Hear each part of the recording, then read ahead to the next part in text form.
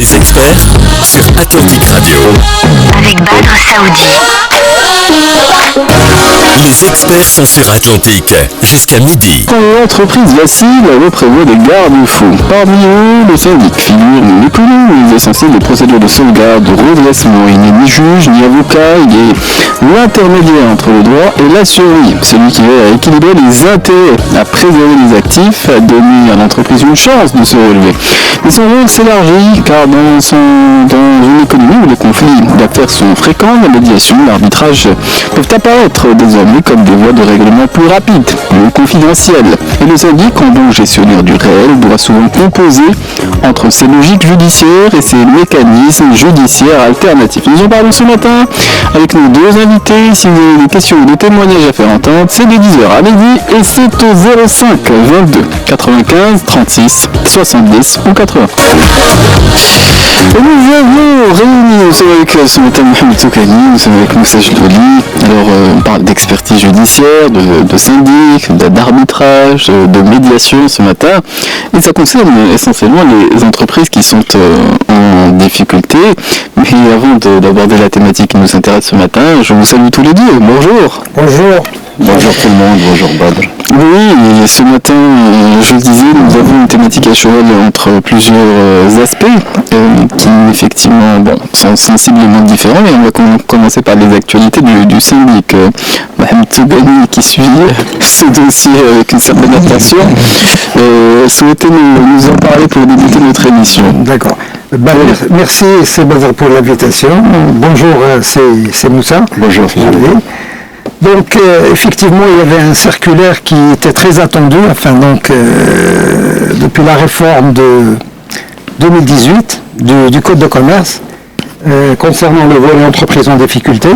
Donc l'article 673 prévoyait à la fin de cet article comme quoi il y aura un circulaire pour bien identifier, modifier, savoir baliser la fonction du syndic. Oui. Donc ce circulaire est apparu.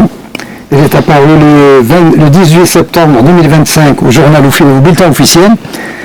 Donc il se compose d'un certain nombre d'articles, pas beaucoup d'ailleurs. Il y a deux points assez importants. Je vais le dire en arabe tel qu'ils sont parce que le bulletin officiel est en arabe et on essaie de le traduire en français. C'est-à-dire les conditions pour la mission de syndic. Et donc vous voyez, syndic, on ne dit pas fonction, on dit muhimma. Donc c'est une mission, ce n'est pas une fonction. Donc on a limité la fonction de syndic aux experts judiciaires inscrits sur la liste des experts judiciaires et qui sont dans la catégorie comptabilité et expertise comptable. Donc on a limité un petit peu à ça. Moi je trouve ça un peu dommage, mais parce qu'il y a des personnes compétentes, etc., et que soit de ce cadre-là.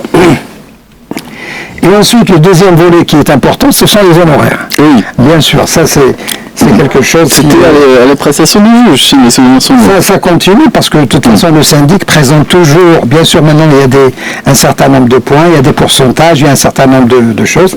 Donc, moi, je ne vais pas détailler, parce qu'il y a énormément de chiffres, etc., c'est pas la peine, c'est pas le moment de détailler la totalité. Donc, je vais citer quelques chiffres. Par exemple, quand on a les créances, et puis la vérification des créances, donc pour chacune des créances, on avait dit un minimum de 500 dirhams, un maximum de 5000 dirhams pour chacune des créances. On avait dit aussi que pour tous les travaux du syndic, etc., c'est-à-dire aussi bien la préparation du syndic. C'est-à-dire quand une entreprise doit de l'argent ou aux salariés, ou au fisc, ou à la banque, ou à des fournisseurs, sur chaque créance, il y a, entre guillemets, un minimum qui est réservé pour le syndic. Pas réservé, le syndic va demander au juge commissaire. Il doit demander. Donc il faut toujours qu'il passe quand même par le juge commissaire. Le syndic, on n'est pas en France ici. En France, je sais que l'administrateur judiciaire ou le mandataire judiciaire, donc il y a un barème et il peut se servir sans problème, bien sûr, tout en informant le juge concerné. Mais ici, on doit toujours passer par le juge commissaire. Donc le syndic doit faire sa demande au juge commissaire. Donc on avait dit pour les vérifications de créances, donc un minimum de 500 dirhams, et le texte ne précise pas si c'est du 500 dirhams hors taxe, TTC, etc. Parce que s'il faut enlever la TVA et l'impôt sur le revenu sur les 500 dirhams, je pense qu'il ne resterait pas grand-chose. et 5 000 dirhams au maximum. Et pour tous les autres travaux réalisés par le syndic, que ce soit la préparation du plan, parce que vous savez que dès qu'une société bénéficie d'une procédure d'ouverture, que ce soit de la sauvegarde ou de redressement judiciaire, donc il y a deux organes qui sont nommés, à savoir le syndic et le juge commissaire. Et c'est le syndic qui est chargé de préparer un rapport dans un délai de 4 mois, éventuellement renouvelable une seule fois, pour dire est-ce que la société se redresser ou non, absolument. Donc il arrivera à une conclusion. Et pour tous ces travaux-là, et pour aussi le contact des créanciers, parce que finalement, l'objectif du syndic, c'est quoi essentiel, à savoir la continuité d'exploitation de l'entreprise et le paiement des créances des créanciers. Ça, c'est le plus important. Et pour ces travaux-là, pour éventuellement parce qu'il doit faire aussi une assemblée des actionnaires, il doit faire un certain nombre de travaux, et pour tous ces travaux-là, il a quand même un montant qui je crois, pas minimum 6 000 dirhams, et au maximum de 60 000 dirhams pour parfois 8 mois de travail, 1 an de travail, etc. Donc, c'est généralement... Et ensuite... Donc, il n'y aura pas spécialement beaucoup de cœur à l'ouvrage. Non, absolument. Donc, ça n'encourage pas tout le monde, beaucoup de gens pour y aller. Et ensuite, parce que tant donné que le syndic, tous les 4 mois, après l'acceptation du plan, que ce soit en matière de sauvegarde ou en matière de redressement, il doit faire tous les 4 mois un rapport au juge commissaire.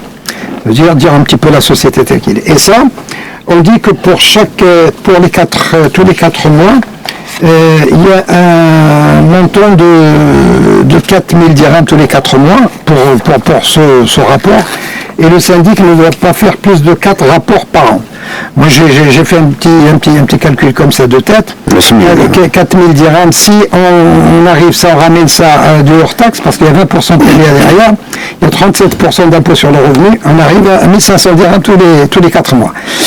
Donc, moi, je trouve quand même que quand on a fait ces barres-là, ça n'encourage pas beaucoup de gens à faire cette un expert comptable, effectivement, qui est son activité principale, il est moyennement motivé. Moussa Jmoulier. Alors, moi, je voudrais quand même compléter ce que mon confrère vient de dire et commencer par lever une ambiguïté. On parle de syndic, c'est pas un syndic d'immeuble. Ah oui, surtout dans notre émission, il faut avoir quelques sujets sur la copropriété. Voilà.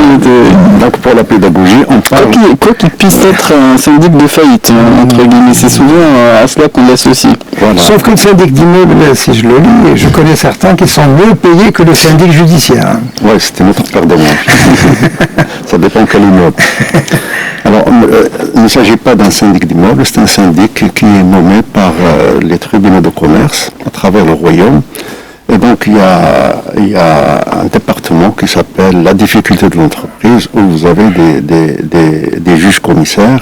Et c'est un département qui fonctionne d'une façon et pas d'une autre. Ah.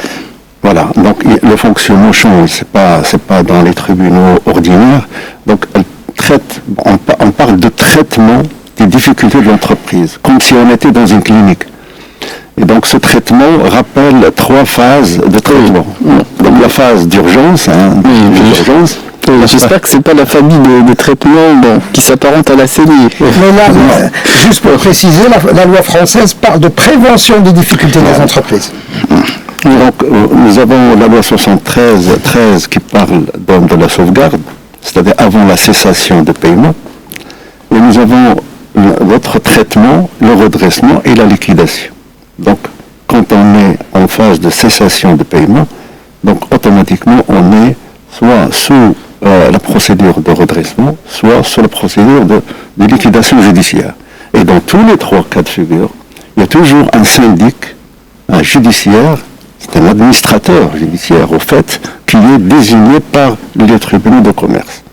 Et donc, le décret, l'arrêt ministériel dont parlait Tougani tout à l'heure, donc il est venu à point nommé, après tant d'années de retard, pour éclaircir une certaine ambiguïté, entre autres, le profil des syndics, il doit ressembler à quoi, il doit avoir quelle formation, il doit avoir quelle qualification professionnelle, et puis en faisant ce travail de syndic, qui est un travail épineux, qui est un travail fastidieux, donc en parallèle, qu'est-ce qu'il doit toucher, sachant pertinemment que ce sont des professionnels du chiffre, donc soit des comptables agréés, soit des experts comptables. Ce sont des gens très pris en fonction des délais, ils ont beaucoup de contraintes de délai au moment du bilan, au moment des assemblées générales, au moment de transformation. Donc, sur toute l'année, donc un expert comptable, un comptable agréé, il a toujours quelque chose à faire et il a toujours une charge de travail. Donc, si on fait un calcul très simpliste, donc cette rémunération n'est pas faite d'une façon adéquate par rapport à ce que gagne un expert ou un comptable agréé. Maintenant, on se présente en tant qu'auxiliaire de la justice, on donne un coup de main à la justice, mais pas jusqu'à alourdir un cabinet par des procédures et bouffer du temps, parce que l'expert comptable, il fait un travail à titre personnel, soit en tant que commissaire au compte, soit en tant qu'auditeur, soit en tant que consultant, soit en tant que... En quoi consiste le travail de syndic? Une précision, parce qu'effectivement, le texte ne parle pas de comptable agréé, il parle de comptable inscrit sur la liste des experts du tribunal. Donc finalement... Soit en comptabilité, soit en expertise comptable. Mais donc le texte en arabe n'a pas dit « muhasib mu'tamad », donc il peut être comptable agréé, mais s'il n'est pas inscrit sur la liste, il n'est pas éligible. Donc le texte il précise bien donc les experts du chiffre dans les deux variantes. Binou'ayhima. Donc binou'ayhima, ça veut dire il n'y en a que deux. Donc il y a ou l'expert comptable qui a un titre inscrit dans un ordre des experts comptables, ou un comptable agréé qui est inscrit dans une organisation de comptabilité agréée. Vous permettez, Badr, que je précise par rapport au texte réel, tel qu'il est. Le texte dit المؤهلات المطلوبة لمزاولة مهام السنديك. يزاول مهام السنديك في مساطر الإنقاذ والتسوية القضائية والتصفية القضائية الخبراء المسجلون بجداول الخبراء القضائيين طبقا للقانون رقم 45/00. هذا هو القانون ديال الخبراء القضائيين واللي تنبع بالخبراء الى اخره، وتقول وبالنصوص الصادره بتطبيقه والذين يمارسون الخبره في المحاسبه بفرعها، c'est-à-dire la comptabilité et l'expertise comptable. Bon, il y a eu entre guillemets des précisions. Il y avait un flot, il y a des précisions. Bon, il est possible de revenir dessus. Le fait est que c'était une actualité qui nous semblait importante d'expliciter en ce début d'émission. Comme nous avons décalé la respiration musicale et que nous avons encore le temps dans notre émission, nous en avons toujours, nous restons à l'antenne jusqu'à minuit, nous parlons ce matin du redressement et des missions aussi du syndic qui a plusieurs casquettes. On verra quelles sont effectivement ses responsabilités dans le cadre de ces procédures judiciaires. Nous resterons aussi ouverts à l'échange. Je voulais, Moussa, que vous souhaitez. Je voudrais apporter juste une précision. Maintenant, on parle d'un décret qui vient mettre en place un système de fonctionnement du rôle du syndic ou de la mission du syndic. Maintenant, il ne peut pas être supérieur à la loi. Donc, le livre 5 du Code de commerce donne l'autorité aux juges, aux tribunaux de nommer toute personne habilitée. Toute personne. Maintenant, le décret est venu limiter le champ des choix. Maintenant, c'est un débat. Est-ce qu'il faut prendre en considération le décret ou revenir à la loi? Parce que quand même, on n'a pas beaucoup d'experts judiciaires en comptabilité. Il faut donner aussi une échelle. Les entreprises en difficulté, elles sont en quel nombre, entre guillemets, comptabilisées au niveau des tribunaux du pays? Combien effectivement de personnes sont missionnées pour combien de dossiers? On va y venir, ce sera après la respiration musicale et nous restons toujours ouverts à l'échange. Si vous souhaitez partager des avis ou des questions, c'est jusqu'à midi 05 22 95 36 70 ou 80. Et nous reprenons la suite de notre émission avec nos deux invités ici présents sur le plateau. Nous sommes avec Mohamed Sobani, nous sommes avec Moussa Jololi. Nous avons évoqué les actualités qui donnent un cadre entre guillemets à la façon qu'a le syndic tout simplement d'assumer ses responsabilités. Il s'agit bien là des missions qui est en compte dans le cadre des procédures judiciaires. Mais dans l'esprit public, qu'on ne suivi pas effectivement aux procédures de sauvegarde, de redressement, voire de liquidation, n'en parlons pas. Mais le rôle entre guillemets du syndic, on dit syndic de faillite. Et effectivement, sur les étapes, sur le travail qui est à accomplir, si la motivation n'est pas au rendez-vous, financièrement parlant, les chances que, entre guillemets, on puisse rétablir des situations qui semblent désespérées ne vont pas nécessairement s'accroître. Mohamed Zougouni. Je corrige, mais moi j'essaie de ne pas utiliser ce mot de faillite, plutôt de liquidation, c'est peut-être moins fort que le mot faillite. Ça n'existe plus. Quand quelqu'un est en faillite, c'est un petit peu péjoratif. L'essentiel, ce que je veux dire par là, c'est que pourquoi on a créé, parce que c'est une loi qui date récemment, qu'on a mis dans le Code de commerce du Maroc, et qui a été prise en France en 1984-85, quand il y avait l'embargo du pétrole, etc. Ça fait très longtemps. Donc, la procédure de sauvegarde existe en France depuis 2006, donc ce sont des choses. Moi, ce que je voudrais dire ici, c'est que moi, j'ai la première entreprise qui a bénéficié de la procédure de sauvegarde, la première entreprise au Maroc. C'est une entreprise qui existe toujours, donc il ne faut pas dire que c'est pas parce qu'on a la sauvegarde ou le redressement qu'on peut y aller. C'est pour cela que le syndic, il a plus qu'un rôle, il n'a pas toujours un rôle de judiciaire, etc. Il a plus aussi de conseiller, parce qu'il doit d'abord veiller à la continuité d'exploitation de l'entreprise, veiller à ce que les créanciers soient payés, mais le problème des entreprises en difficulté au Maroc, c'est que dès qu'on bénéficie d'un jugement de redressement judiciaire, il y a la méfiance qui va s'installer autour. Non, mais d'abord, toutes les lignes des banques sont arrêtées. Vous savez, toutes les lignes sont arrêtées. Ça veut dire, moi j'ai aujourd'hui des facilités de caisse d'1 million, 2, 3, 4, et puis du jour au lendemain, j'ai rien. Moi j'ai une entreprise qui travaille avec des donneurs d'ordre assez importants, et ces donneurs d'ordre, ils ont besoin de caution, parce qu'on ne peut pas travailler sur un marché. Donc il n'y a pas de ligne de caution. Donc aujourd'hui, ce qu'il y a, c'est que s'il y a cette loi-là, il faut aussi aider ces entreprises. Pas la totalité, parce qu'il faut dire aussi que certaines, il ne faut pas généraliser, mais il faut prendre cas par cas. Et, pendant la période du Covid, ces entreprises n'ont pas bénéficié d'aide des autres entreprises. L'oxygène, les crédits, tout ce qu'on avait fait. Donc aucune entreprise n'a bénéficié de ces avantages. Celle qui avait un pied au niveau judiciaire. Ça veut dire qu'il y avait déjà un jugement de redressement ou de sauvegarde. Donc il y avait déjà un jugement qui était là. Non, mais ils n'ont pas bénéficié de ces avantages-là, parce que pendant la période du Covid quand même, moi je connais certains donneurs d'ordre qui ont quand même suspendu leur marché sans dire de non quoi que ce soit.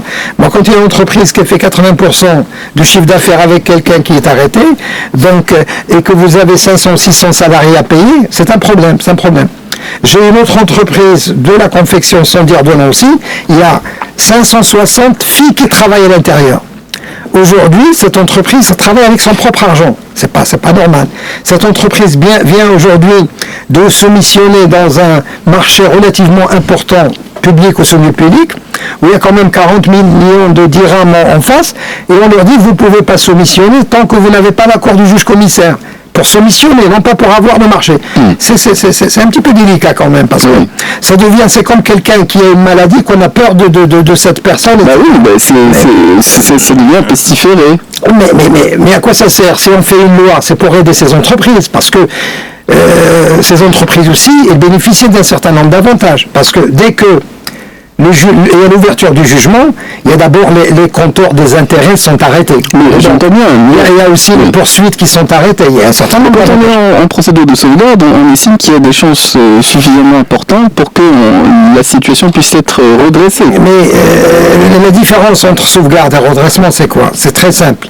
On dit qu'une entreprise en sauvegarde n'est pas en cessation de paiement. Une entreprise en redressement, c'est ça. Mais la réalité, il y a beaucoup d'entreprises qui sont sauvegardes, mais sont malheureusement déjà en situation de cessation de paiement. Donc, celui qui va y aller demander l'aide du tribunal, ou éventuellement la parapluie du tribunal, c'est qu'il est en difficulté. C'est pour cela que parfois, il faut peut-être quand même revoir ces entreprises avec, je ne dis pas d'une manière générale, mais au cas par cas, parce qu'il y a des entreprises qui font employer. Moi, je dis, c'est Vous savez ce qu'il m'avait dit le chef d'entreprise qui a 500, 600 filles? Il m'avait dit, mais moi demain je ferme, ça fait 600 filles dans la rue. Il y a un problème social assez important quand même. Si vous mettez à la rue 600 personnes, ça fait 600 familles, c'est pas 600 personnes. Il y a des gens qui ont des enfants, qui ont des parents, etc. Je crois qu'il faut revoir ça, et puis surtout aider les entreprises qui ont la volonté de dépasser cette situation de conflictuelle et ne pas généraliser.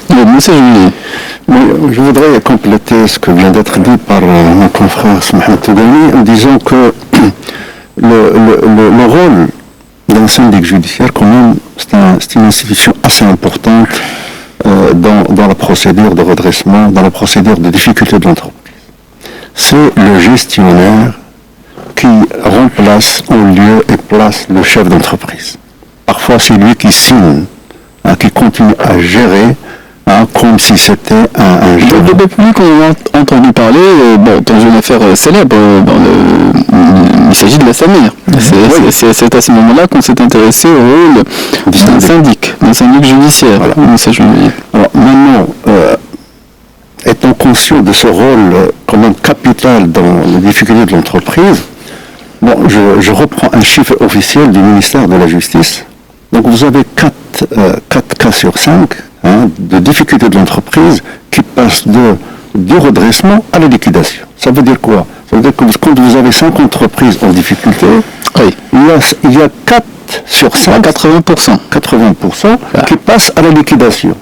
Donc ce sont des procédures quand même qui sont entourées d'un certain nombre d'ambiguïtés, etc., qu'on maîtrise pas au mal, etc. C'est la raison pour laquelle donc, le ministère de la Justice est venu mettre un peu d'ordre dans les profils, dans les rémunérations pour pour améliorer ce ratio de 4 sur 5, 80%. La difficulté de l'entreprise, on oublie très souvent, Mohamed Tougani, de parler d'un chapitre extrêmement important et qui m'intéresse à titre personnel. C'est le transfert. Dans les difficultés de l'entreprise, on parle de sauvegarde, on parle de redressement, on parle de liquidation, mais on ne parle jamais de transfert d'entreprise, de fuite. On parle d'une entreprise dont l'apparence, dont le marché existe, dont le personnel est compétent, donc elle a un savoir-faire, etc.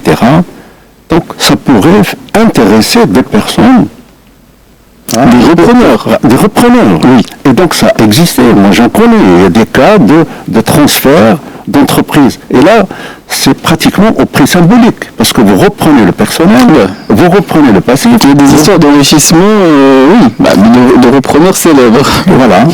Et très très souvent, on ne parle pas de cette procédure. C'est pas Bernard Tapie, par exemple. À tout hasard. Oui. Mais le tableau n'est pas tout à fait noir. Ce que je voudrais rajouter par rapport à ce que vient de dire c'est Moussa Jlouli, c'est qu'effectivement, le syndic, quand il est nommé la première fois pour préparer un rapport, etc., mais dans ce rapport-là, il y a les 3 options. Il y a, à la fin, il arrive à une conclusion, ou bien il confirme éventuellement la sauvegarde, le redressement, éventuellement la liquidation et le transfert. Parce que s'il y a des gens qui sont intéressés, etc., il peut éventuellement proposer au juge commissaire qu'il y a des gens qui vont reprendre l'activité, etc. Donc, cette notion de transmission, vous savez, moi j'étais début septembre aux universités d'été des experts comptables à Paris, et on a parlé de transmission d'entreprise. Cette notion, il n'est pas, moi je connais certains, qui, quand ils partent l'entreprise, c'est terminé. Donc il n'y a pas cette notion de préparer l'avenir, que ce soit... Parce que le problème au Maroc, c'est quand on n'a pas ses propres enfants, c'est difficile. Donc c'est toujours difficile de transmettre l'entreprise à quelqu'un d'autre. Et quand on a, c'est pas nécessairement plus facile. Et quand on a, ils ne sont pas toujours, malheureusement, toujours compétents pour reprendre, etc. C'est le problème qu'il y a, c'est qu'il faut se mettre dans la tête qu'on arrive à un certain âge, il faut préparer l'après, parce qu'un chef d'entreprise, il prépare l'après, parce qu'il y a des gens qui reprennent les meilleurs cadres, les meilleurs compétents, etc. Ils leur transfèrent petit à petit, et puis en plus, ils se retirent. Donc il y a cette notion de transmission. Moi, j'avais demandé même à un spécialiste de venir au Maroc de nous parler de ces problèmes-là. Parce que moi, je vois beaucoup de chefs d'entreprise, il y a un problème. Il y a des gens qui ont 60 ans, 65 ans, 70 ans, ils ne pensent jamais à la transmission d'entreprise. Parce qu'effectivement, c'est difficile de penser au terme. L'arrivée, on la connaît. Non, mais sans aucun doute, mais l'entreprise, c'est quelque chose qui continue. Elle est faite pour 99 ans. Enfin, donc, notre émission est également Mohamed Soudani, c'est après la restauration musicale qu'on a légèrement décalé. On va se retrouver pour la suite de notre émission qui se poursuit jusqu'à midi. Et si vous avez des avis ou des questions, n'hésitez pas à les faire entendre ce matin. C'est jusqu'à midi 05 22 95 36 70 ou 80. Et nous sommes avec nos deux invités. Nous sommes avec Mohamed Soudani, nous sommes avec Moussa Jlouli, et puis nous évoquons effectivement des entreprises qui sont dans la nécessité de faire face à un certain nombre de difficultés. Et de ce point de vue, pour le grand public, c'est-à-dire celui qui, entrepreneur, a envisagé de créer une entreprise, il est difficile de se projeter dans les cas où on fait face véritablement à ces difficultés. Quel est l'intérêt de ces procédures de sauvegarde, de redressement, puisque, si j'entends bien, bon, il y en a 20% entre guillemets qui arrivent à se redresser ou à s'en tirer lorsque elles ont mis un pied au niveau judiciaire, donc c'est joli. Mais qu'est-ce que ça permet comme avantage à ces entreprises que de solliciter le parapluie judiciaire, Moussa Jlouli? Alors, tu as bien fait de poser cette question, Badr. Pourquoi? Parce que on est fâché avec l'administration de façon générale, on est fâché avec la justice. Il faut que les choses ont changé. Multiplier les interlocuteurs, c'est jamais bon signe. Voilà, donc on a peur de faire le pas. Et puis, il y a beaucoup d'ingrédients. Mais je crois que beaucoup de choses ont changé. On a des magistrats quand même qui sont très formés aux aspects de l'entreprise, à l'esprit de l'entreprise. Nous avons quand même des responsables judiciaires qui sont très positifs vis-à-vis de l'entreprise, etc. Et le constat aujourd'hui, on a peu de gens qui s'adressent à la justice pour demander protection. Moi, si j'ai un message aujourd'hui à passer à toutes les entreprises, petites ou moyennes, ou très petites ou grandes, c'est de faire le pas vers la justice et vous allez être surpris positivement de la qualité de l'accueil, etc. Et que aujourd'hui, le juge, d'une façon générale, il est là pour accompagner à l'écoute, et pour accompagner toute difficulté de l'entreprise, parce que le juge aujourd'hui, il est conscient qu'on ne peut créer de la richesse que dans le cadre de l'entreprise. Moi j'ai entendu un terme, protection, qu'est-ce que ça recouvre? Ce qu'il en est, c'est que, moi je dis, le premier responsable, c'est le chef d'entreprise, avant le juge. Parce que le problème aujourd'hui qui se pose au Maroc, même d'une manière générale, même dans d'autres pays, c'est que le chef d'entreprise, au lieu de prendre une décision en amont, parce qu'il y a des signaux, il y a un certain nombre de choses qui se posent, il ne voudrait jamais dire que mon entreprise est en difficulté, etc. C'est la prévention et en amont. Je crois quand même c'est très très très important. Parce que déjà... on voit un signe de faiblesse. Non, mais ça veut dire qu'on perd un client assez important, ça veut dire que l'entreprise a des difficultés, ça veut dire qu'on a... Absolument, qu'on est sur les lignes, on a saturé les lignes d'encours au niveau des banques, etc. Je crois que ce qu'il faut, c'est le chef d'entreprise. Parce que finalement, avant même d'arriver... C'est vrai qu'il y a beaucoup de gens qui n'osent pas franchir le pas du tribunal.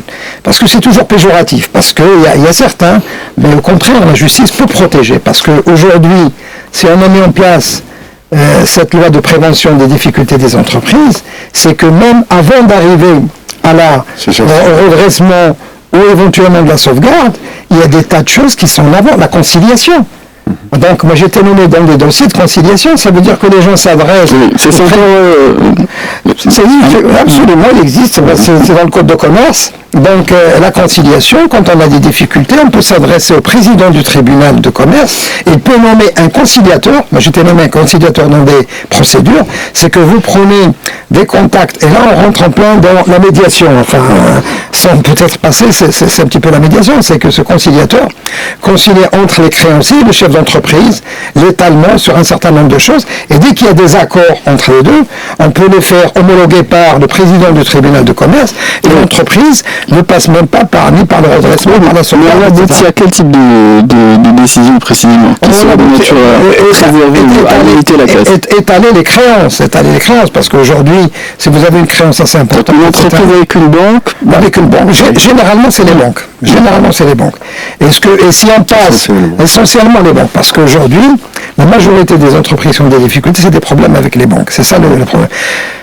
Je ne veux pas dire que l'entreprise est toujours responsable, parce que moi je vois que certaines entreprises bénéficient d'avantages relativement importants des banques. Parce que, vous savez, sur la jurisprudence française, vous avez aussi la responsabilité des banques de voler, ou bien la rupture abusive du crédit, ou éventuellement si on continue à financer une entreprise moribonde. Ça veut dire on sait que l'entreprise est déjà à la mort, ça veut dire, et puis on continue à financer. Donc, c'est ça. Donc c'est qu'il faut quand même, certaines banques, peut-être on ne va pas généraliser, il faut qu'ils prennent conscience, parce que moi, il y a des fois, je suis syndic d'entreprise, où je vois quand même les encours bancaires qui dépassent la capacité de l'entreprise. Et je me dis comment ça se fait que cette entreprise a bénéficié de tant de privilèges, et aujourd'hui se retrouve dans un gouffre, comment il va faire pour essayer de rembourser. Donc, l'avantage aussi quand on est en sauvegarde ou en redressement, ça veut dire qu'en sauvegarde, vous étalez vos créances sur 5 ans. En plus, il y a la procédure de vérification de créances.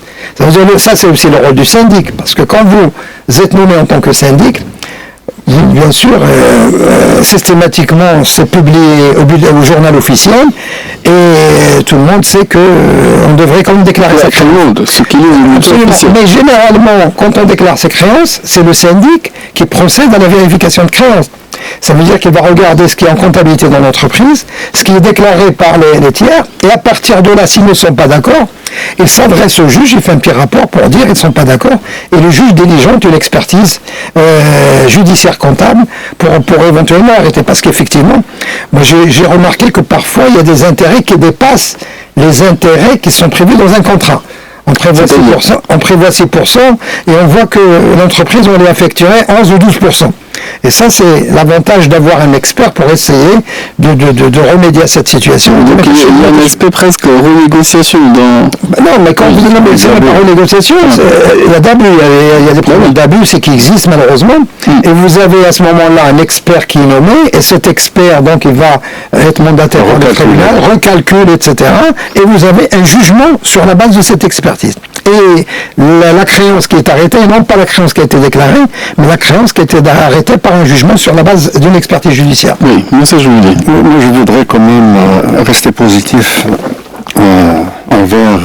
On est toujours positif. envers nos auditeurs pour ne pas faire peur aux uns et aux autres. Donc au-delà des aspects techniques, d'expertise, de justice, etc., moi ce que je mets en avant c'est la prévention. Et je crois qu'aujourd'hui, moi je reconnais qu'on a une part de responsabilité en tant que consultant d'entreprise, Mohamed Tougani, en tant qu'expert comptable, moi aussi en tant que consultant d'entreprise. Donc on ne fait pas assez de prévention, on ne donne pas assez de conseils au chef d'entreprise. Le chef d'entreprise est noyé dans ses affaires quotidiennes de recouvrement, de recrutement, de grève, de ceci, de cela. Il n'a même pas le temps de voir un petit peu le volant, le pilotage de l'entreprise. Oui, on n'a pas une connaissance tous les minutes sur l'aspect fiscal, sur le droit du travail, sur tous les aspects. Donc c'est à l'avis de l'entreprise. C'est à nous d'attirer la sonnette d'alarme chaque fois qu'il le faut. En tant que commissaire au compte, je crois qu'il a un rôle de prévention, de tirer la sonnette d'alarme. Je crois que même l'obligation d'un commissaire au compte d'avertir le chef, le président du tribunal arbitral pour dire que... Arbitral de commerce. le commerce, pour annoncer, pour dire qu'il y a une telle entreprise qui souffre d'un malaise et que moi, en tant que commissaire au compte impartial, neutre, etc., je viens entre guillemets, dénoncer une catastrophe. Oui, une catastrophe. Mais dénoncer, c'est jamais c'est badal aussi, je le dis. Toutes les entreprises, malheureusement, n'ont pas un commissaire au compte. Non. Un commissaire au compte est limité à un certain nombre d'entreprises. Le problème d'un certain nombre de chefs d'entreprise ne veulent pas de conseillers.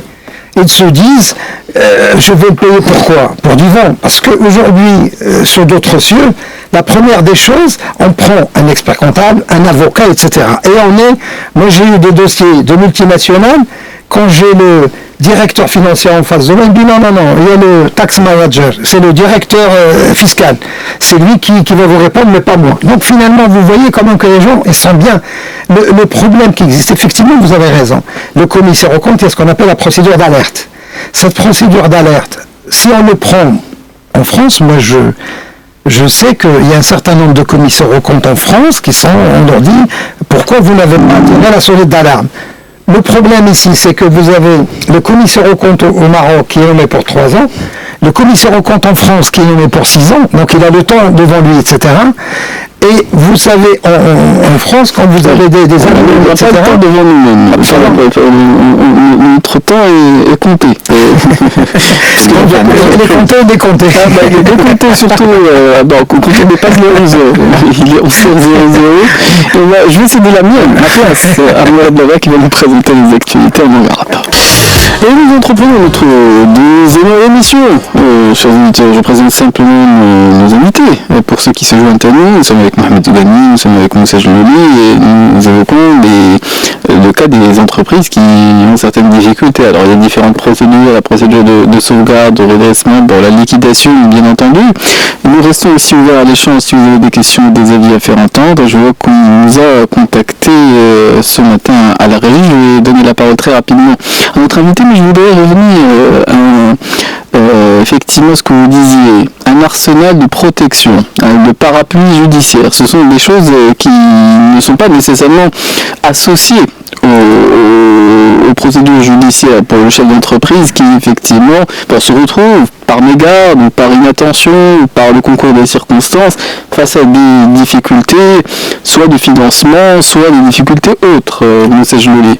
On a évoqué la possibilité de négocier entre guillemets des délais. Mais est-ce que c'est le seul aspect qui est relatif à la protection des entreprises qu'accorde entre guillemets ce type de procédure lorsqu'on met le pied effectivement au niveau judiciaire? Moussa Jloli. Alors,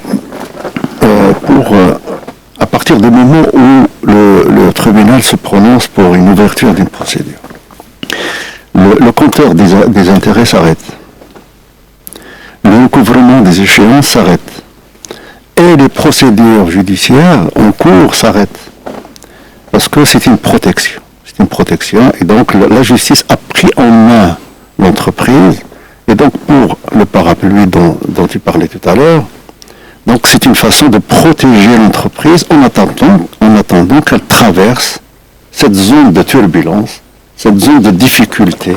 Donc elle retrouve sa santé financière à travers un syndic, à travers un juge commissaire et son adjoint, à travers un certain nombre d'instruments, y compris le conciliateur, le mandataire spécial. Donc il y a un certain nombre d'institutions qui sont mises en place par le législateur marocain dans le cadre. Oui, donc c'est une parenthèse. Voilà. C'est une parenthèse, oui. C'est une parenthèse. Elle peut l'issue peut-être heureuse ou malheureuse. Non, elle est heureuse parce qu'elle permet au chef d'entreprise de respirer un petit peu, d'arrêter l'hémorragie pour qu'elle reprenne ses activités d'une façon normale à travers un plan de continuation, un plan de rééchelonnement des crédits, un nouveau échéancier qui permet à l'entreprise, tout en gardant son activité, d'honorer ces échéances selon un plan de continuation donc initié par le syndic et approuvé par le juge commissaire. Oui, en tout cas, ces procédures peuvent être sensiblement différentes sous d'autres cieux. On peut établir le comparatif dans quelques instants, mais on donne la parole à Sim Mohamed qui nous a contacté de Casablanca. Bonjour à vous.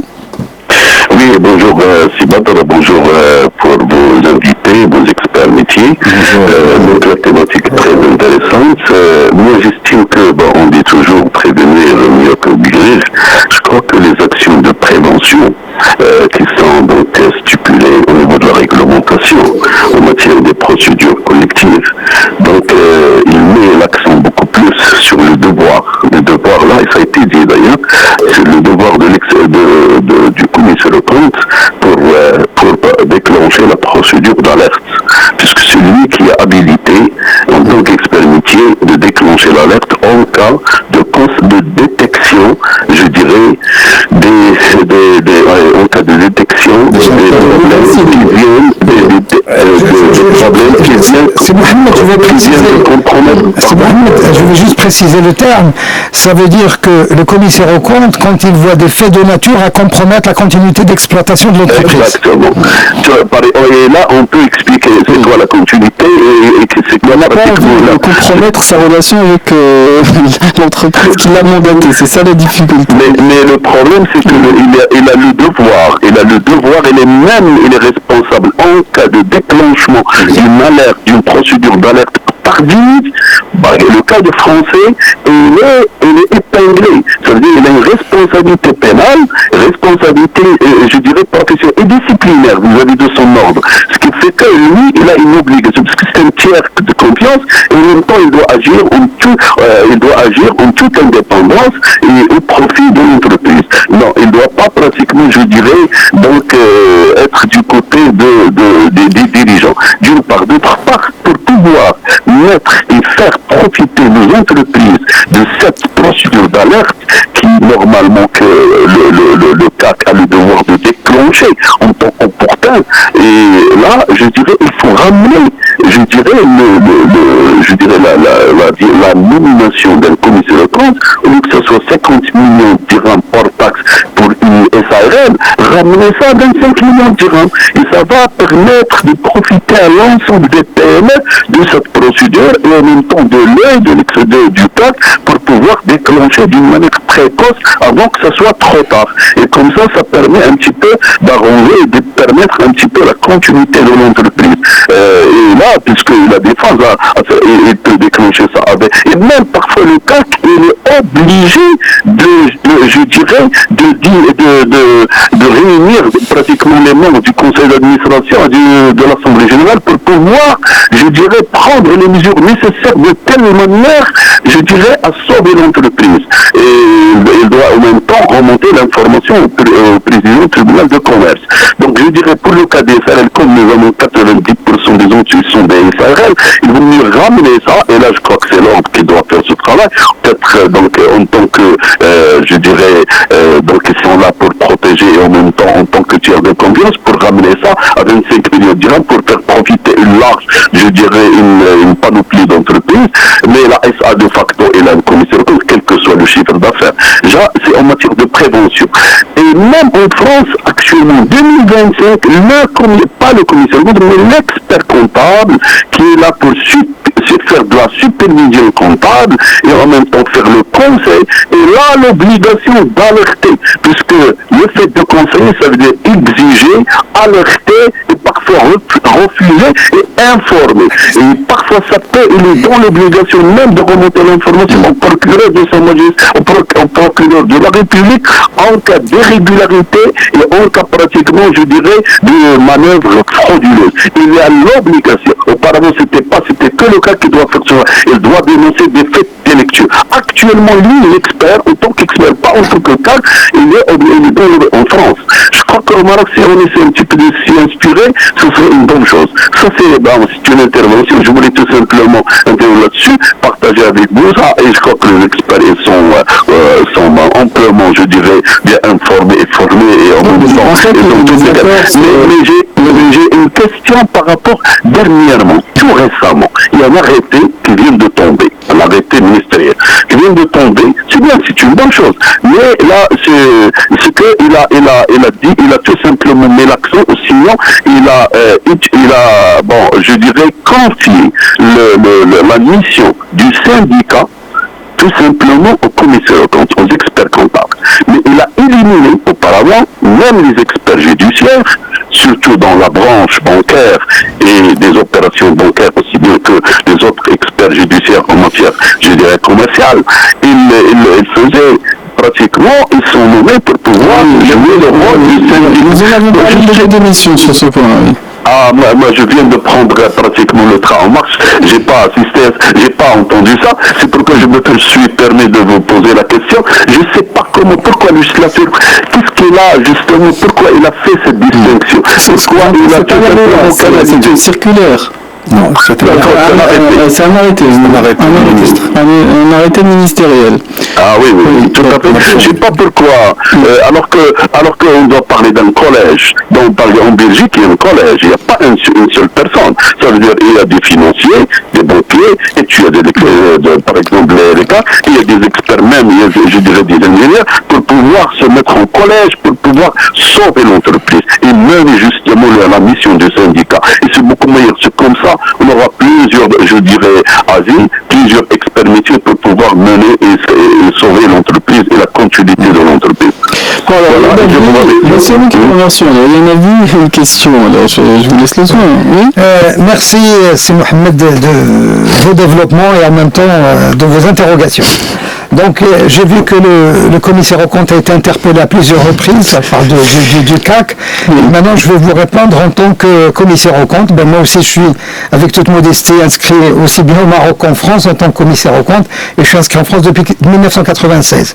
Le problème qui se pose, c'est que l'ordre des experts comptables n'a pas arrêté, aussi bien au Maroc qu'en France, de baisser les seuils pour avoir un commissaire aux comptes. Mais toutes les entreprises, quelle que soit leur activité, quelle que soit, même s'ils ne rentrent pas dans le cadre, ils peuvent nommer un commissaire aux comptes. C'est pas interdit, mais les gens ne veulent jamais. Enfin, vous savez, quand on a réformé la SARL et la SA à un certain moment pour 50 millions, syndiqués. Non, mais quand on a réformé, absolument, c'est le commissaire aux comptes. Le problème du commissaire aux comptes, effectivement, il a entièrement raison.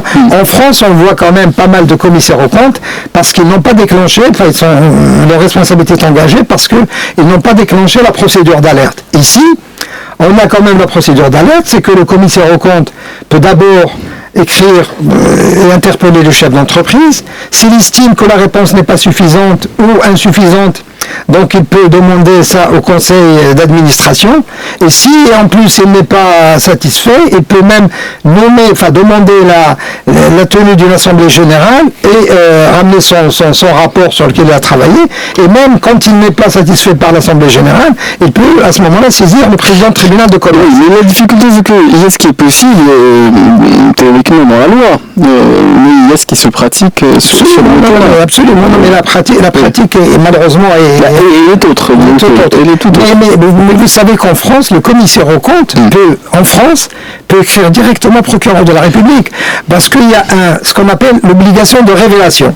Quand il trouve dans les comptes, etc., un certain nombre de malversations, etc., il saisit le procureur de la République, uniquement en lui envoyant les faits. C'est pas à lui de déclencher l'action publique, et si le procureur estime nécessaire, ou bien il déclenche l'action publique, ou éventuellement il classe le dossier sans suite. Mais ici aussi, je crois aujourd'hui, il y a au niveau de l'IFLES, la banqueroute, etc., qui n'est pas du côté plutôt du tribunal de commerce, mais plutôt du côté du tribunal pénal, c'est qu'il faut quand même former des gens, parce qu'il y a un problème de formation aussi. Enfin, c'est important. Tout à l'heure, on parlait des tribunaux de commerce. En France, les tribunaux de commerce, on dit que c'est pas mieux par rapport au Maroc, mais ce sont des tribunaux consulaires. Vous avez des magistrats et un chef d'entreprise avec eux. Donc, il connaît l'entreprise, il connaît un certain nombre de choses, etc. Et ça, c'est important, parce que finalement, vous avez des avis différents. Le monsieur, il a dit qu'on peut éventuellement nommer plusieurs collèges. Et il a raison. Moi, j'avais posé la question au moment de la Samir, qui est quand même un cas très très particulier. J'ai dit pourquoi uniquement prendre un syndic financier. Il faut prendre un ingénieur en pétrochimie, il faut prendre un ingénieur dans les machines, etc. Mais la loi ne prévoit qu'un syndic qui est nommé. Mais ce qu'il fallait, c'est plus nommer un collège d'experts, chacun dans sa spécialité, et on pourrait éventuellement évoluer dans ce sens-là. Et sur la question précisément de M. Mohamed Moussajloui, M. Mohamed vient de soulever un aspect extrêmement intéressant, c'est celui de l'indépendance des CAC, des commissaires aux comptes. Effectivement, si la barre est trop haute, 50 millions de dirhams, maintenant il y a des efforts pour ramener ça à 25 millions de dirhams, pour donner du travail à nos amis experts comptables pour jouer pleinement le rôle. Merci pour eux. Voilà, pour créer un nouveau marché.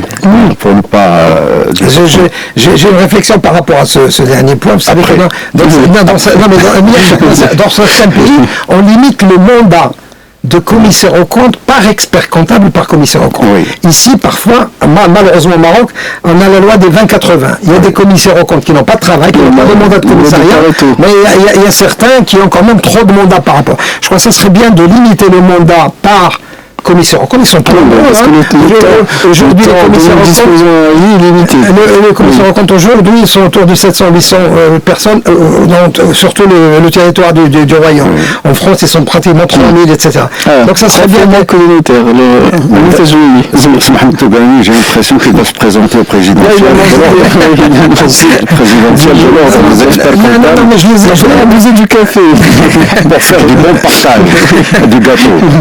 Non, mais c'est important parce que c'est... Je continue. Donc, plaisanterie à part, moi je crois qu'il y a un problème d'indépendance. Pour être très, très franc avec nos auditeurs, je vois mal qu'un expert ou qu'un commissaire aux comptes qui est appelé à être neutre, impartial et tout ce que vous voulez, fasse un rapport de commissariat aux comptes d'une façon neutre. Il est payé par l'entreprise, et puis de l'autre côté, il va quand même montrer des doigts. Mais la loi quand même est très, très, très... Il faut quand même qu'il soit indépendant, parce que l'avantage qu'il a, c'est qu'il n'est pas payé par le chef d'entreprise ou par l'entreprise, mais par l'Assemblée. Sa rémunération est arrêtée par l'Assemblée générale ordinaire. Oui. Donc finalement, il a un niveau quand même assez élevé, et c'est sa responsabilité qui est en jeu, parce qu'il a déjà plusieurs types de rapports. Oui, mais une personne qui note, bon, ça se sait. Et c'est difficile. L'avocat des diables. Ah oui. Non, mais parce que si son indépendance est altérée, c'est qu'il doit démissionner de sa fonction, parce qu'on dit que le commissaire aux comptes, il va être et paraître indépendant, pas uniquement indépendant. Je crois qu'il n'y a que paraître. Et donc de ce côté-là, moi je crois qu'il faut être positif et proposer être une force de proposition. Ce que je propose dans ce secteur d'activité, bon, ce sont les experts qui doivent mener cette réflexion avec le législateur pour créer un fonds pour rémunérer les commissaires aux comptes pour faire pleinement leur travail. Tant qu'ils sont dépendants de l'entreprise, sont payés par l'entreprise pour faire un rapport qui va pas montrer du doigt les administrateurs, etc. Donc je crois que ce rôle ne va jamais être bénéfique pour l'entreprise d'une façon générale et on fait de la complaisance. Ça c'est une idée qui peut faire son chemin. Mais quel fonds va les rémunérer? Parce que le problème aussi, dès que vous demandez l'argent public, c'est tout à fait autre chose à ce moment-là. Est-ce que vous êtes totalement indépendant? Parce que c'est ça le problème aussi. Est-ce qu'on est totalement indépendant? En tout cas pas de la rémunération du juge. Il est 11h25 minutes.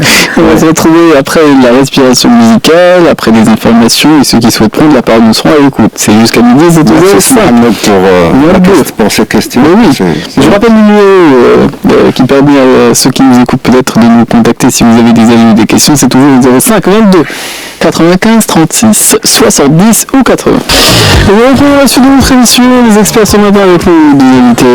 Nous sommes avec Mohamed Togani, nous sommes avec Moussa Joly. Nous parlons effectivement du rôle du syndic dans son entreprise, entre guillemets, mais un pied au niveau judiciaire, il est possible, entre guillemets, d'en sortir. Et ça, on l'envisage plus difficilement, ou ce sont des cas beaucoup plus rares. Alors, on parle des fois d'arbitrage ou de médiation. On a parlé de conciliation, mais effectivement, c'est quelque chose qui peut s'interrompre lorsqu'on trouve d'autres moyens de trouver un terrain d'entente avec les fournisseurs ou avec les banques, essentiellement, puisque c'est avec eux que l'essentiel des difficultés sont constatées. C'est joli. Effectivement, dans la difficulté de l'entreprise, le livre 5 a parlé de la conciliation, comme disait Mohamed Togani tout à l'heure. Donc, on n'a jamais parlé de médiation, alors que ce sont deux modes de résolution de conflits à l'amiable qui s'apparentent, mais qui n'ont pas la même finalité. Un conciliateur, c'est un expert. C'est un expert métier. Quand le président du tribunal de commerce désigne un conciliateur, qu'est-ce qu'il va concilier? Dans le cadre d'une difficulté, c'est entre le chef d'entreprise qui n'arrive pas à trouver un terrain d'entente avec un créancier, entre autres le banquier, sur l'étalement, sur un nouveau échéancier ou sur une consolidation ou sur une nouvelle façon d'honorer ces engagements. Et donc, c'est un expert métier donc, qui intervient pour aider les parties à trouver une solution d'une façon ou d'une autre. Et bon, je vous dis 4 fois sur 5, ça marche. Quand l'expert prend en main une affaire de conciliation. Et donc, c'est très souvent avec les banques que nous avons ce genre de situation. Bon, nous avons des situations avec les créanciers ordinaires. Mais est-ce qu'il arrive qu'on interrompt des procédures de sauvegarde ou de redressement au profit de médiation, voire d'arbitrage, lorsqu'il y a des difficultés pour l'entreprise à honorer ses engagements? Non, je crois que l'arbitrage n'a pas de place dans une procédure de difficulté de l'entreprise. Elle n'a pas de place, sauf si le chef d'entreprise ou l'entreprise est attaqué par un tiers. Dans le cadre, elle peut l'attaquer judiciairement, mais les procédures sont arrêtées, que ce soit en arbitrage ou en judiciaire, parce qu'il y a une protection de la justice, en attendant que l'entreprise sorte un petit peu de la crise financière, de la crise de gestion, etc., parce qu'il ne faut pas qu'il y ait un conflit entre associés. S'il y a un conflit entre associés, donc il y a un mandataire spécial qui est désigné par le président du tribunal de commerce pour trouver un arrangement entre les associés en conflit. Et donc c'est un conflit légal.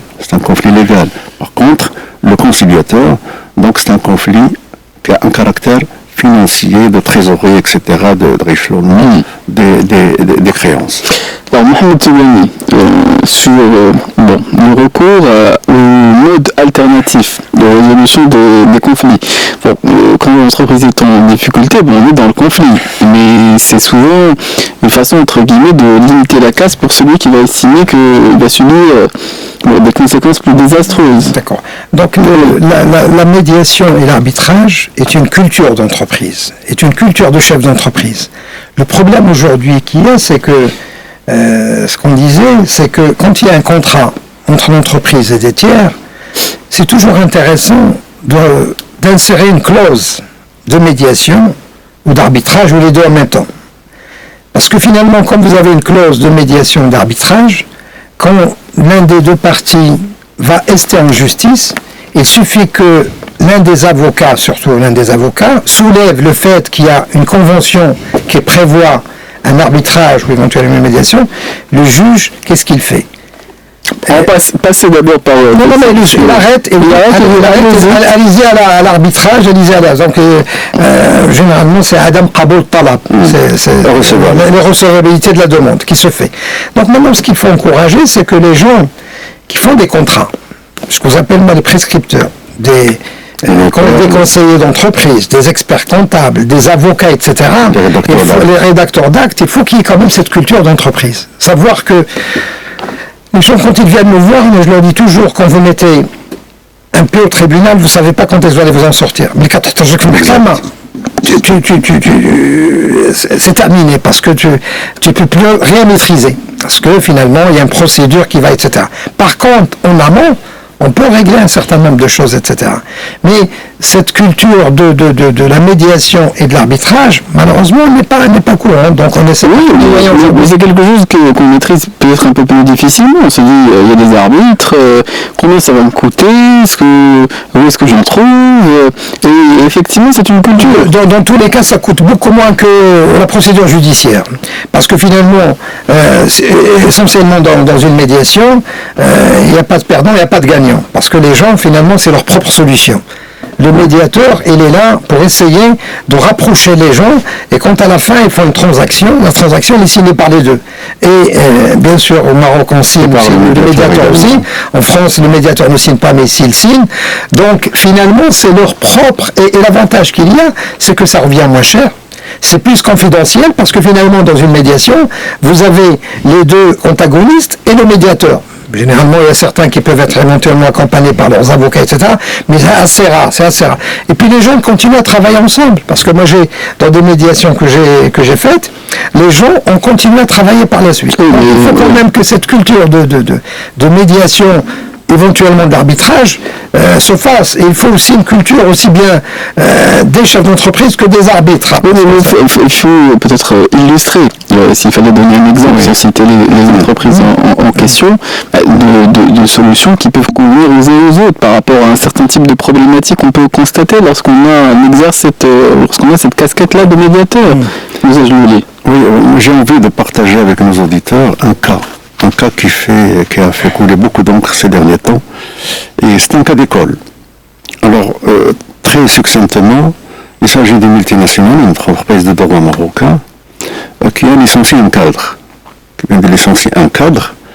Et vous savez que le licenciement, c'est une procédure de licenciement. Il faut un PV d'audition en présence d'un délégué du personnel, etc. Et puis donc, on fait un PV, il y a un délai de notification par lettre recommandée, etc.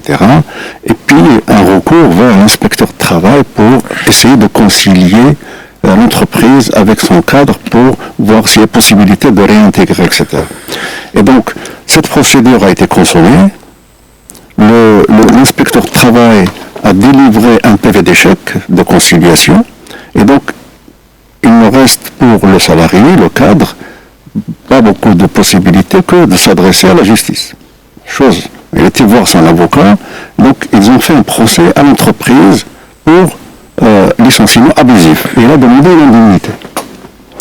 Eh bien, l'avocat de l'entreprise a soulevé l'existence d'une clause d'arbitrage dans le contrat de travail et a demandé au tribunal de surseoir, de se déclarer incompétent pour connaître des sujets de litige.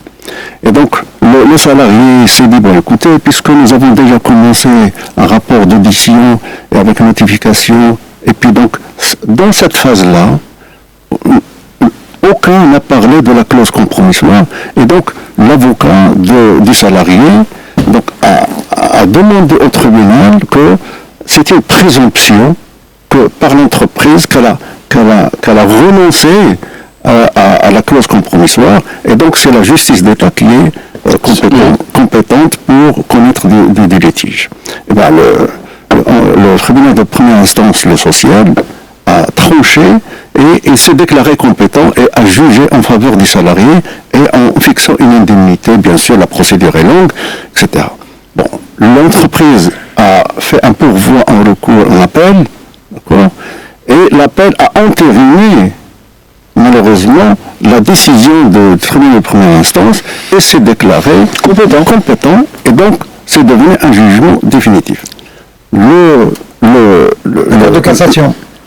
Voilà, l'entreprise a préféré aller en cassation et pendant plusieurs audiences, la Cour de cassation, elle a remis les choses à l'ordre, dit la loi la volonté des parties n'a pas été respectée, et donc puisque les deux parties ont signé un contrat d'adhésion, c'est un contrat de travail, et dans lequel c'est stipulé noir sur blanc le recours en arbitrage en cas de problème de litige, et donc elle demande au tribunal, à tous les tribunaux, toutes juridictions confondues, de respecter la loi et encore plus, respecter la volonté des parties. Donc elle a cassé le jugement. Oui. Donc le jugement aujourd'hui... Après combien d'années? Alors on revient à l'arbitrage. Après 3 ans. Après 3 ans, arbitrage. Oui. On revient au tribunal, on revient à la cour d'appel pour renvoyer les gens vers le tribunal arbitral. Exact. Sauf dans ce cas d'espèce, la clause de médiation ou d'arbitrage n'est pas opposable au salarié. Parce que le salarié, généralement, quand on prend la jurisprudence française, on dit toujours le salarié n'est toujours dans une position de faiblesse par rapport à l'employeur.